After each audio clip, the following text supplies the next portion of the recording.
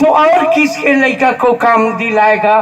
तुम्हारा लड़का कुछ पढ़ा गुना है? कुछ पढ़े लिखे हसे तेरी जानस का मोला पूछता मोरो सुरतनी आथे बिया कोई बात नहीं मदान, चलेगा, सब चलेगा।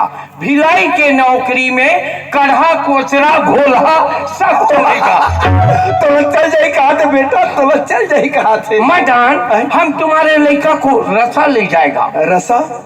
तुम रसा का मतलब निकाल। लिमो रसा? No no no. आमर रसा? No Madan no. का रसा साहेब? ओह मदन, तुम कुछ नहीं जानता। अरे जैसा तुम्हारा देश का नाम इंडिया है, भारत, वैसा हमारा देश का नाम रसा है,